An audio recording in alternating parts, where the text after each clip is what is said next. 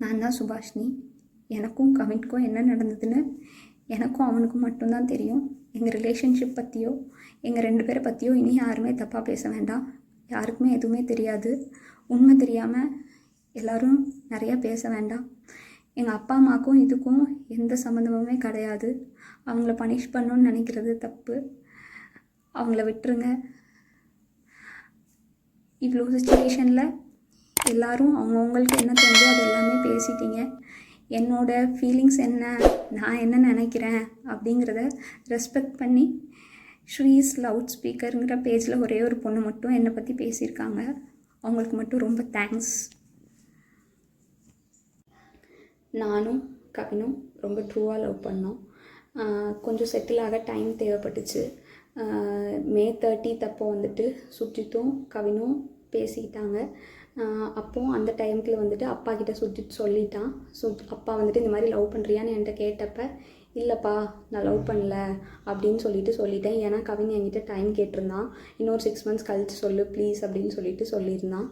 அதனால் வந்துட்டு நான் வந்துட்டு அப்பா கிட்ட அன்னைக்கு சொல்லலை.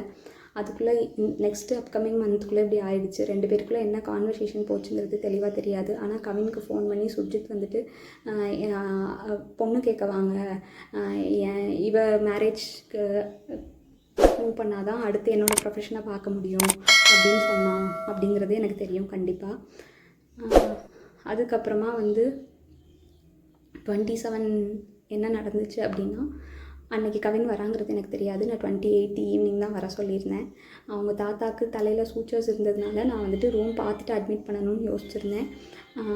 அப்போ வந்துட்டு ஆஃப்டர்நூன் மங்கம்மாள் சாலைக்கிட்ட வந்து நின்றுட்டு தான் எனக்கு வந்துட்டு தெரியவே செய்யும் அவங்க வந்திருக்காங்கன்னு சொல்லிட்டு. ஸோ டேரெக்டாக நான் அங்கே ஐபிக்கு கூட்டிகிட்டு போயிட்டு கவின் உள்ளே வந்தான். பட் அவங்க அம்மாக்கிட்டேயும் மாமாக்கிட்டேயும் மட்டும்தான் நான் பேசிகிட்டு இருந்தேன். பேசிகிட்டே அப்படியே கவின் வெளியே போயிட்டான்.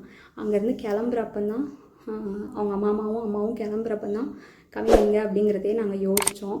நான் ட்ரீட்மெண்ட் ப்ரொசீஜர்ஸ்லாம் எக்ஸ்பிளைன் பண்ணிகிட்டு இருந்தேன். அப்போ யோசிச்சுட்டு நான் வந்துட்டு சொன்னேன். அவங்க அம்மா வந்துட்டு கால் பண்ணாங்க, அவனுக்கு எடுக்கல. நானும் கால் பண்ணேன், எடுக்கல. நீங்கள் வேணால் பசிக்குதுன்னு சொன்னாங்க அவங்க அம்மா, சாப்பிட போங்க, நான் வேணால் வர சொல்கிறேன்னு சொல்லியிருந்தேன்.